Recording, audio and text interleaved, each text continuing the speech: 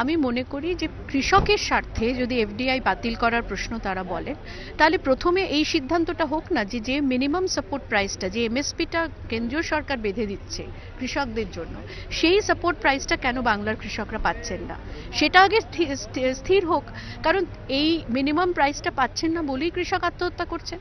কাজে কৃষকের স্বার্থে আজকে যে এফডিআই সাপোর্ট করার কথা যে যে পার্টি বলছে, তাদের আগে, তারা ক্ষমতায় আছে বাংলায়, তারা আগে ঠিক করুন যে মিনিমাম সাপোর্ট প্রাইসটা তারা কেন দিতে পারছেন না, আগে সেটা দিন, তারপর তাদের নীতিগত অধিকার আছে এইটা উইথড্র করার জন্য বলার।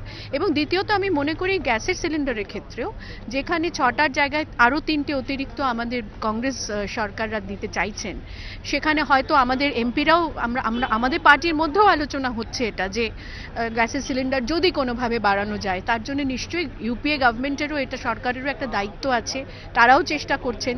তারা তো আর ইচ্ছে করে সিলিন্ডারটা কমিয়ে দেননি, একটা বাধ্যবাধকতার মধ্যে এসেই তাদের কমাতে হয়েছে। কাজে তারাও চেষ্টা করছেন এটা যদি কোনোভাবে বাড়িয়ে দেওয়া যায়, 6-এর জায়গায় 9 করা যায় বা আরেকটু বেশি করা যায়। কাজে সেই চেষ্টাটা যখন আছে, তখন 24টার কথা যে দল বলছেন, আমার মনে হয় চিফ মিনিস্টারের হাতে অসীম ক্ষমতা আছে, তিনি ইচ্ছে করলে সাবসিডি দিয়ে 24টা সিলিন্ডার করুন না, আমাদের তাতে তো কোনো আপত্তি নেই।